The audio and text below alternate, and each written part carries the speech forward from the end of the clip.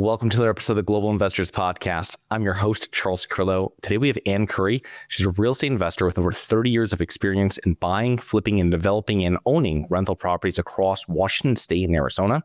Previously, Ann was a preschool teacher, earning just $5 an hour, and has since scaled her real estate portfolio, currently owning over 300 units through 12 different apartment buildings. So, Ann, thank you so much for coming on the show today. Well, thank you for having me, Charles. I'm excited to be with you. So before catching the real estate bug, can you tell us a little bit about yourself, both personally and professionally? Yeah, well, like your intro said, I was a preschool teacher. I was making a whopping $5 an hour. And things started to change when my son was born. He was my firstborn. And I remember the day, Charles, I remember exactly where I was sitting and I was holding him. He was 8 weeks old. And I looked at this little guy and I thought, I'm never going to get this kid through college on $5 an hour. So I better think of something else. I was at that moment, there was just something inside of me that was just like real estate. I know maybe 2 or 3 times in your lifetime, you kind of have just this aha moment. And that was that for me.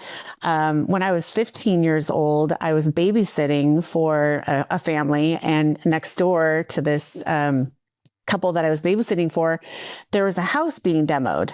And this was way back in the early 1980s. So flipping, that didn't exist. And there was no podcasts or anybody talking about real estate strategy, really. But there's a house being demoed next door to this family I was babysitting for. And I remember asking the gal that, the mom, and said, what's going on with that house next door to you? And she said, well, this, doctor's wife bought it and she's remodeling it and then she's going to sell it. And there was something inside of me at 15. And I was just like, that is the coolest thing I ever heard of. And, little seeds that get planted early on and they come back. And I thought to myself, real estate. So that was kind of my inspiration. And it kind of developed over the next, several years after that. Nice. Awesome. So how did you get, what was kind of your first start in real estate? What was your first real estate investment project? Yeah. So going back to having that inspiration, maybe a year later, I was at a women's group and I sat next to a lady and I just, introduced myself and said, hi, my name's Ann. What's your name? She's like, Val. I said, oh, what do you do, Val? And she said, well, my husband and I own 50 single family rentals. And I was like, what? Going back to that inspiration that I had, that it was real estate. And I said, would you introduce me to your husband and can we sit down and have coffee? And that question right there led me to who became just an amazing mentor of mine. He owned 50 single family homes, and I was willing to do whatever I had to do to be around them and have them show me what they did and how I could do it too. So that question led to an amazing mentor-mentee relationship that lasted for about 7 years. And he helped me buy my first rental. And it was a little $60,000 house in Tacoma, Washington, where I live. And it was beat up. And he, just said, hey, buy this house and you're going to fix it up. And then you're going to rent it out, and then you're going to refinance it, and then you're going to get your money back out, and you're going to do that again. And I was like, well, what? And I said, but you're going to help me. So he literally helped me with every single step. I was this, 20-something-year-old woman. I'd never remodeled a house. There was no YouTube videos. There was no how-to. He bought me my first toolbox, and away I went. And all I really knew how to do was put a little coat of paint on the walls. But Home Depot became my best resource because I would drive over to Home Depot. I would look for people that looked like they knew what they were doing, usually older men, and they'd be if I had a plumbing problem, I'd find them in the plumbing aisle. And I would just tap them on the shoulder and say, excuse me, sir, this is what's going on with my toilet. How do I fix this? Oh, yes, come over here. I'll show you this. You buy this little kit, you just follow the directions on the back of the box and you're going to be fine. And that's how between my mentor and Home Depot, people at Home Depot, that's how I got through my first remodel. I did most of the work, almost all the work myself. Took me about 8 months. Once the remodel was done, I got an appraisal on my refinance, and it came in at 120,000. And I think spent about 15,000 on the remodel because I did all the work myself. And this is back in the early 90s. So prices were a little bit different then. I got a renter. I rented it out. I learned how to lease up a little house. And that was my first BRRRR. Before BRRRR was even a thing. We didn't talk about BRRRR, but that's how my mentor had built his 50 single family house portfolio. And that's how he showed me how to do it. And I did it once, and then I did it again, and I did it again. And then I started to run out of money because all the money that I had was hard money, a combination of hard money and borrowed money. I borrowed the down payment for the first little house from my aunt. And that was the beginning.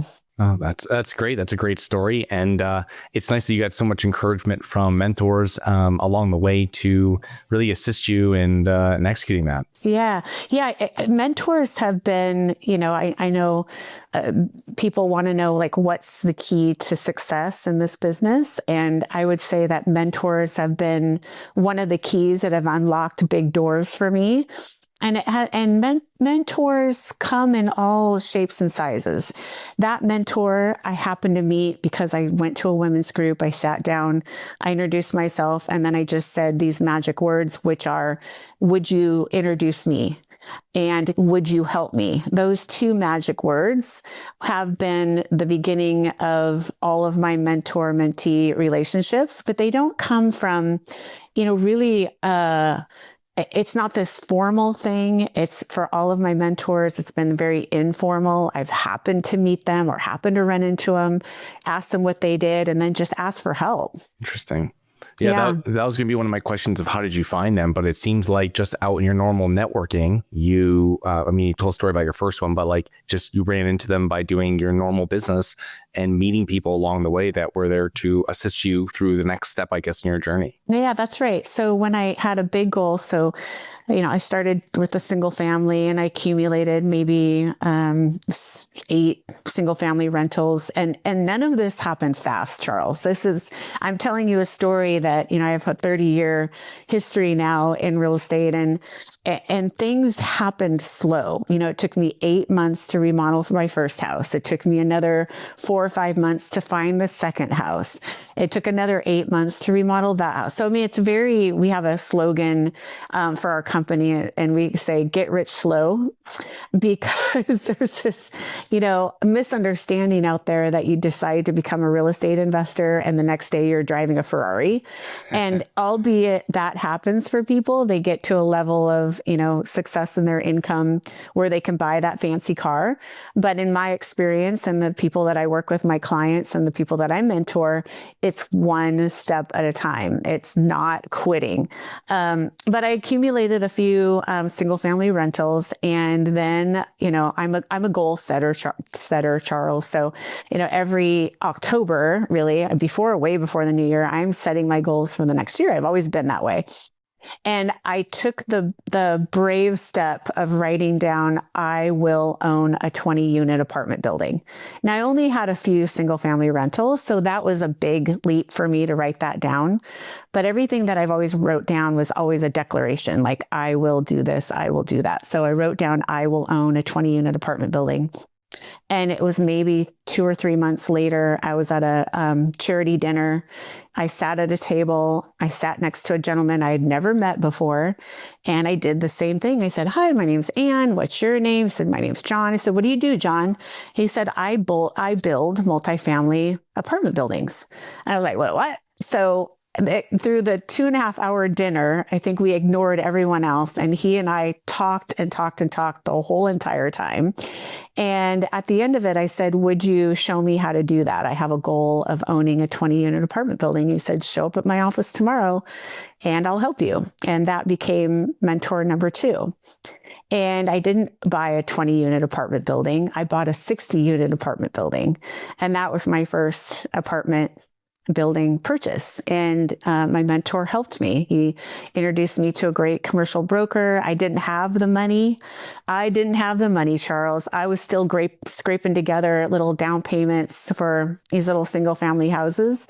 But I had enough remodel experience, I guess, by then, by doing these single family, that the building that I bought was a rehab opportunity.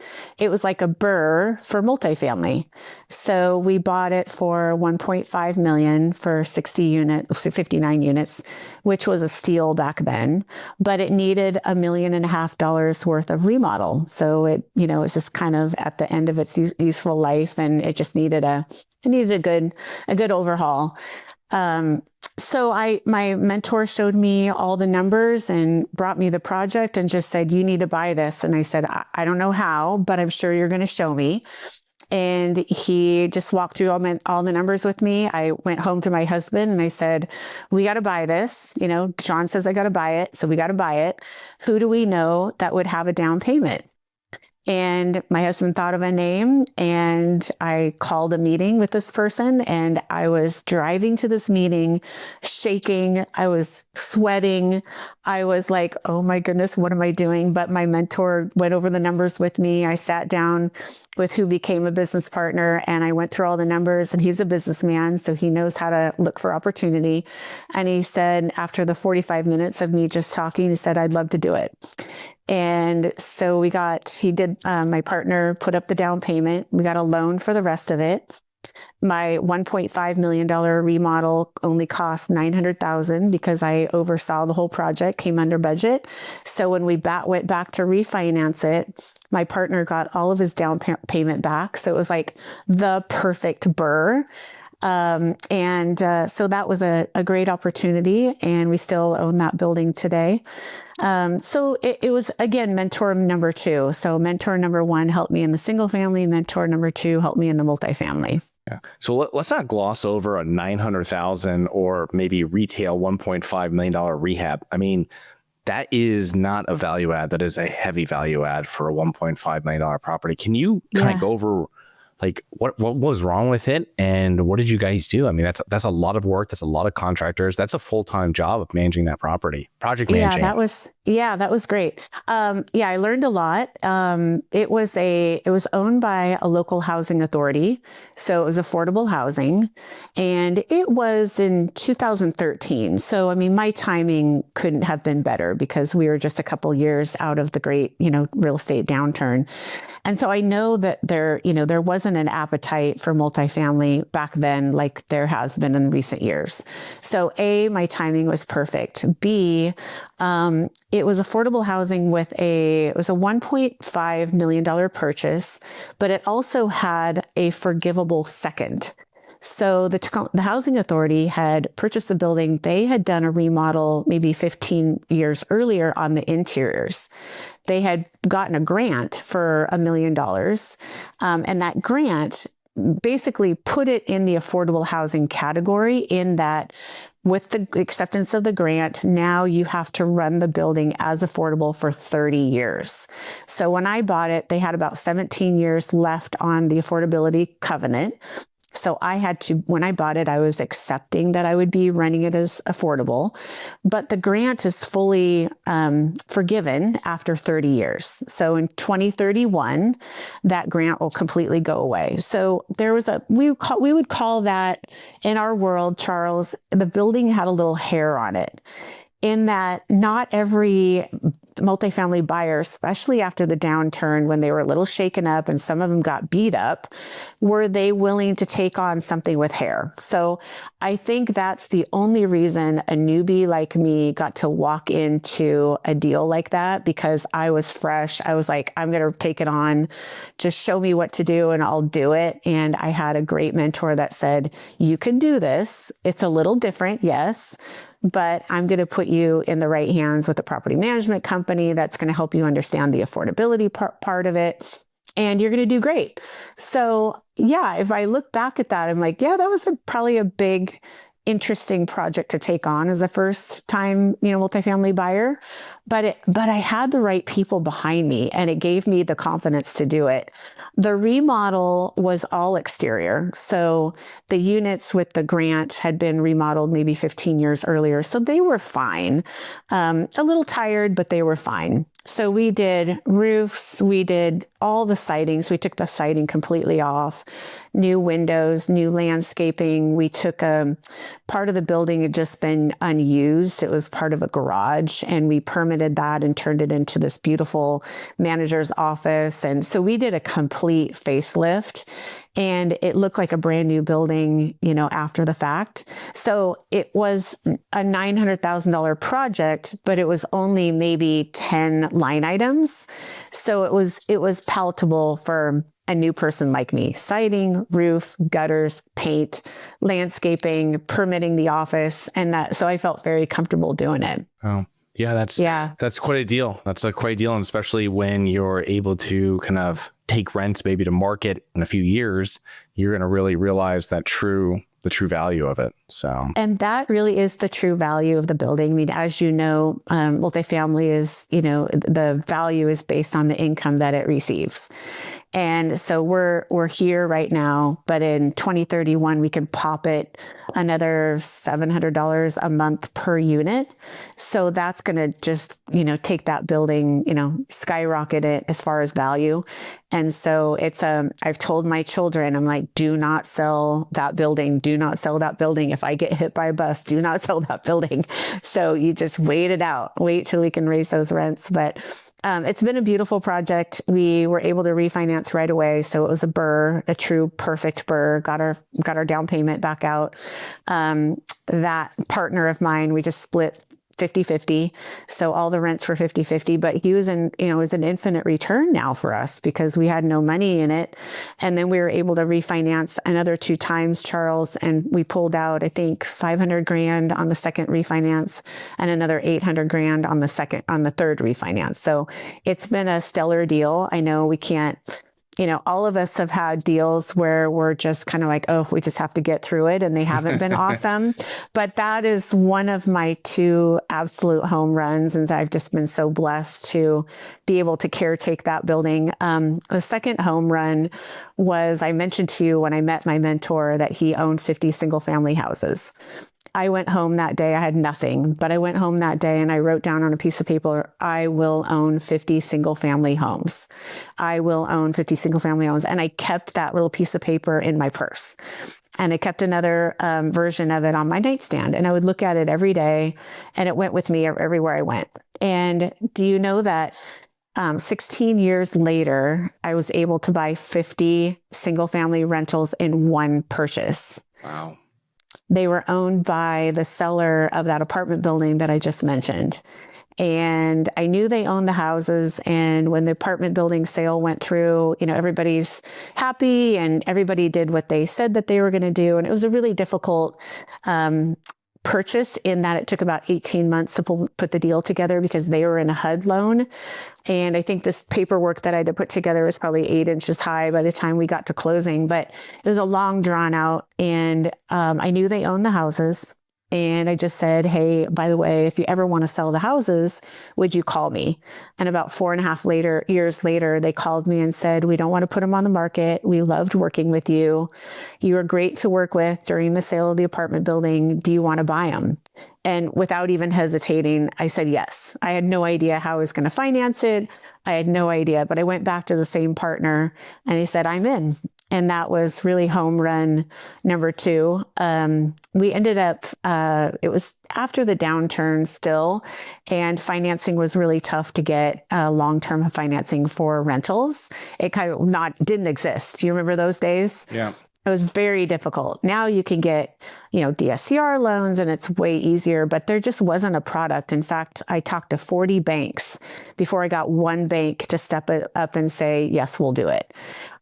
So that ended up being a fix and flip project.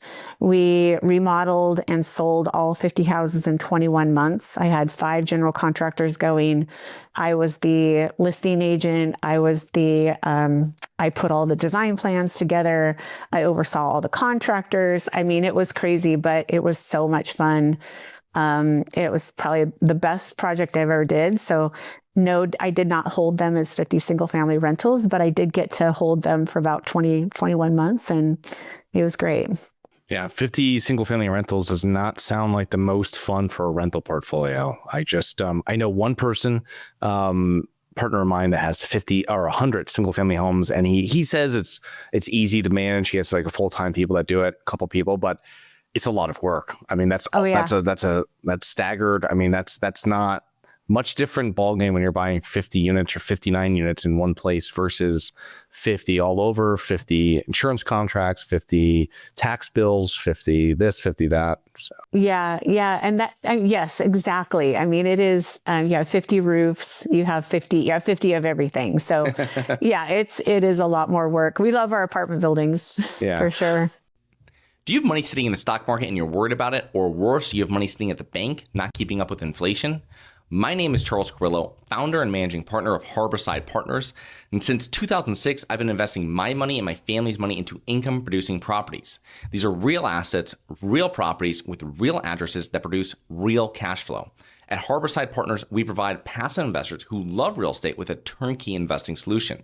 If you want to put your money to work in real estate but can't find deals, don't have the time to get funding, and the last thing that productive people want to do is manage real estate. We find the deals, we fund the deals, and we manage the tenants, the termites, and the properties. Partner with us at investwithharborside.com. That's investwithharborside.com. Go to investwithharborside.com. If you love real estate, you like the idea of passive income, and believe that income-producing properties will appreciate over time, go to investwithharborside.com. That's investwithharborside.com. Before we kind of go into what you guys are doing now, the 59 unit building, and you mentioned something in there which I think some investors, new investors kind of gloss over. And one thing when I started investing into multifamily and getting into commercial multifamily, like small multifamily, commercial multifamily, like 5, 10, 12 unit, it was something where you had to go, now we have to do like commercial loans. And it was one thing that was a little scary, I think, for me, was that you didn't have the 30-year fixed product, right? I think some of my banks, after a while, they'd give me like a 25-year kind of fixed one. But most of the time, it's 5, 10 years is the normal product that they give. And I see that as a benefit because it forces, in your example, it forces you to refinance and really realize some of those, it's tax-free, some of the equity that you've built into the property. And you can now deploy that into other places, or you can just refinance it and just pay down, you know what I mean? And then you can just refinance at a lower loan to value if you wanted to. But the reason it gives you that ability to take some money out tax-free and put it to work somewhere else. How are you financing it? Was it all bank loans, community banks? Yeah, so mostly community banks. I hired a loan officer that, obviously she's a broker, so she can broker it out. And she's been in the business for 30 years and has wonderful relationships with all the local banks. So when it came time to refinance, I just called her and said, who's got an appetite for this kind of product? And she, kind of knows who had the best rate, who has money to lend, because banks go through, expansion and contraction all the time. And, we didn't necessarily go back to the same bank because they weren't lending at the time. So I really relied on her and her relationships with all of these local banks. And if she brought them a deal and said, hey, this is a great borrower and this is a great project, then most of the time, we had an open door there. So it wasn't always about interest rate. It wasn't always about loan term. It was a lot about relationship and who had the appetite for it at the time. No, that makes perfect sense. I find that local banks and local credit unions, why I ask, they have the appetite mostly for that multifamily less than $5 million, but you know what I mean? Where you don't have larger lenders, especially if it's sub $1 million. But in that area, those are the people that really want to invest in the community. And, they will work with you, especially if the deal has a little bit of hair on it, to kind of get it across this finish line because they want to reinvest into the community where they're based. Yeah, and absolutely. I mean, every bank that we've gone to has been local. I mean, it just worked out that way. But, they have branches or the credit unions that are local. They were always the ones that stepped up. Now I am going through my first Freddie Mac loan for that same apartment building. We are maybe a month away from closing. That's been interesting because I've never done a commercial Freddie Mac loan. Definitely more hoops to jump through. I mean, they're very thorough. But I'll let you know how that goes. So they have a great interest rate and a little bit longer term. So I'm hoping that we won't, my strategy would be not to refinance again until this, the affordability covenant burns off in 2031, because when I do that, I just need a little bit of time to get my rents to market, and then we'll have that equity jump. And so I'm hoping not have to refinance again till after that's over.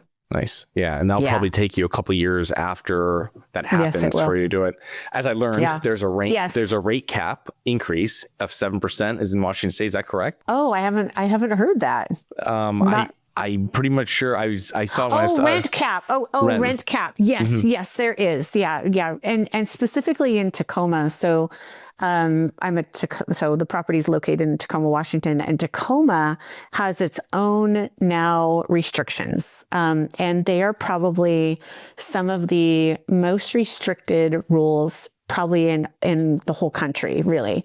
I could go into it. It's really interesting. So not only the Washington rule, but now Tacoma is even more restricted.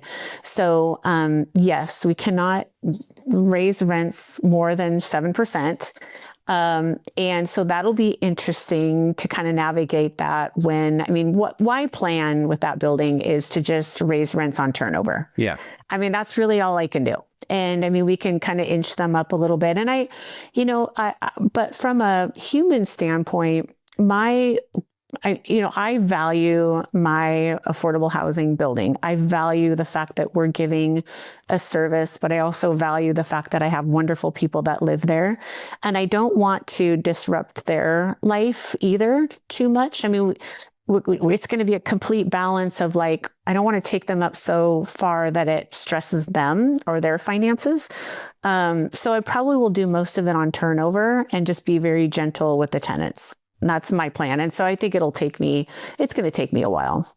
Yeah, that's not a problem. Yeah. I'd rather, it's expensive to have vacant units and you want to keep people in there, especially good tenants. So you work with them. So 7% is pretty, it's not that low. I mean, it's a pretty high mark, but it's also it's just one more thing I have to now follow and be aware of to be able to be an active landlord in that area. That's, I guess, what it comes down to.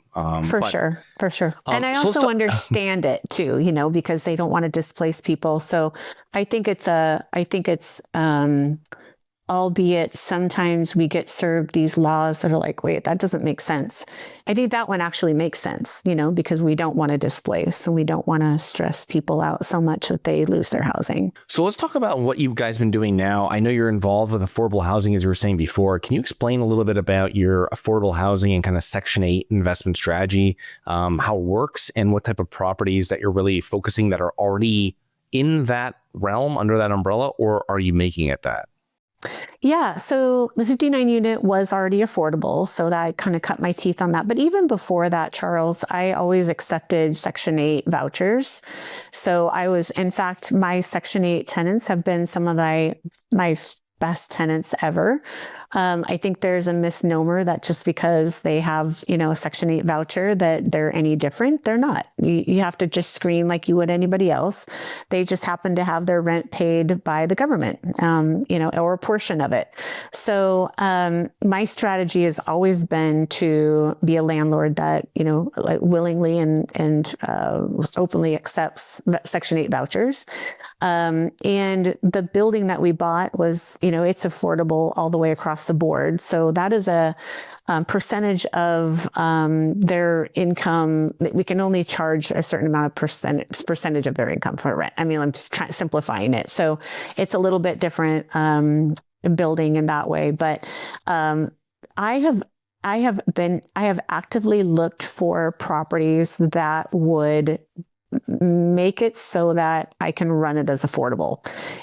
So, sometimes you buy these buildings, especially recently with interest rates up, it gets harder and harder and harder to make it pencil if you're going to try to run it as affordable. Now, you have to look at what Section 8 is willing to pay in your area, but in most times, and this is also a misnomer, that Section 8 is paying less than what market is. And a lot of times they're paying what market is, or maybe even a little bit more. So I think people think that you're automatically taking a discount, and that's not the case.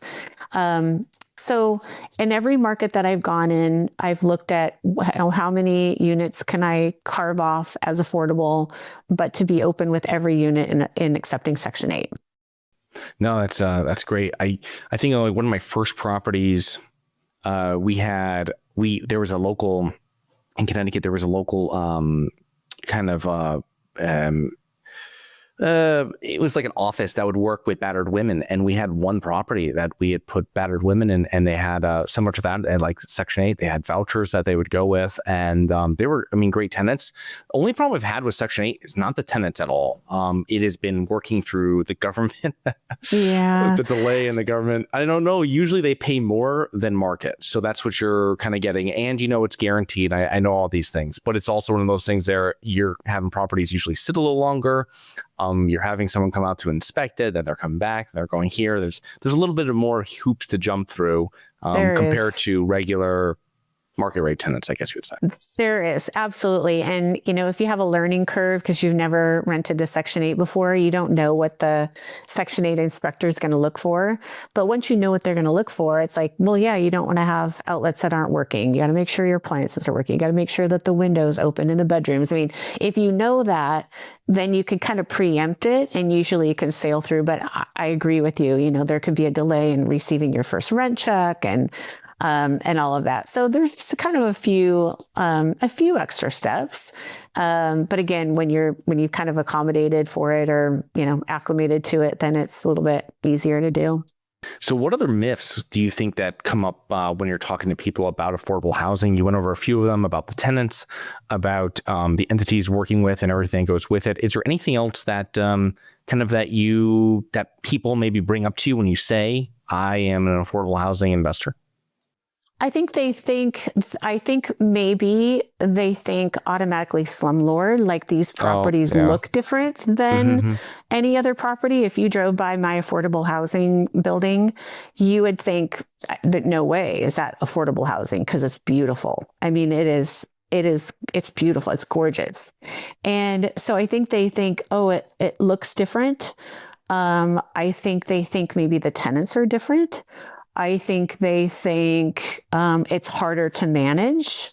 Now, there are a few extra steps, like we just talked about. Every year at my affordable building, we have to report the tenant's income because if it's over, if the ratios aren't right, then we have to make adjustments. But that's once a year reporting. It's just one extra step. So I think people get maybe overwhelmed because they think it's going to be so difficult. But it's just a system, just like any other system. And once you learn it, and then you just, find people, great property managers that know how to, work with the system. And as an owner, you're removed from that. Of course, it's your responsibility to make sure that everybody's doing the things right. But after you find the right team, then you can kind of step away from that. So I think those are the biggest things. They think they're going to drive by and it's going to be like, cars that are broken down and trash in the yard, and nobody would know any different when they drive by the stuff that I've owned that, we've had used run as affordable. Yeah. And for the most part, those properties that they think it's going to be, those would not pass for Section 8. So. They would never no. The slumlord stuff would never pass. Yeah. So as we're kind of wrapping up here, a couple of questions I just had. I know before you got your start years back in doing with BRRRRs before they were really a thing. Can you tell us kind of, we're told it's a great way of investing, which it is. There's a lot of pieces that have to line up for it to actually be successful, which you had a mentor which allowed you and assisted you during that process. Can you tell us of any kind of drawbacks you might see within the BRRRR method of investing that maybe isn't talked about as much as all the benefits? Yeah, well, lots of benefits. So, going back, my husband and I were a family of four now, and my husband's in social work. We were living on $14,000 a year when we bought most of our single family rentals. And so we didn't have a lot of cash. In fact, we had no cash. We were the family that was driving the old cars, living in a 900 square foot house. We borrowed the first down payment for our first property from our aunt, as I mentioned. And I think people think, they have to have a lot of money B, they think that it's going to go quickly. C, they think that I think there's a lot of people that question whether they can still do it these days. Yes, it was easier when I got started because the numbers made sense for almost perfect BRRRRs. When I say perfect BRRRR, a perfect BRRRR is where you get all of your money back out. Every second property, I think I had to leave some money in, and then I had to sell some, to recover some. But I think that BRRRR has changed a bit with interest rates being what they are. And in our area, I don't know about where you live, Charles, but in our area, it's very difficult to find a perfect BRRRR. So let's forget the perfect BRRRR. If you can still do a BRRRR, you may have to leave a little bit of money in, but you still should do it, because instead of leaving, typically you have to pay 25% down, or sometimes now 30% down, to buy a rental property that you're not going to live in.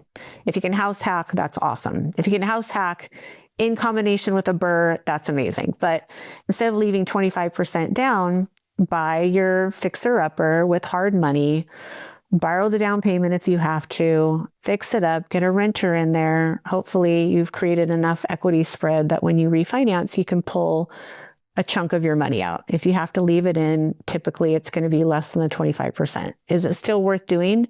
Absolutely, because 25% down, it's hard to accumulate enough, properties fast enough when every time you do that, you have to have 25% down. So BRRRRs are still worth doing, just for the fact that you can create that equity spread. I mean, if you buy a house for 200 grand, you put 50 grand into it, it's worth, 325. Is that worth doing?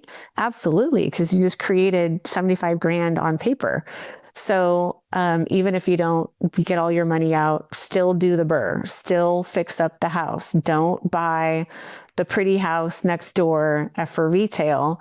Buy the icky one that needs work, put the money into it, gain that equity up front, rent it out. And then my advice to, newer investors is hold everything you possibly can. I look back and if I could talk to my younger self, if I could talk to myself 30 years ago, I'd say, Anne, don't sell any of the early stuff, because if I still owned that early stuff, they would be all paid off. I'd have, they've quadrupled in value since I owned them.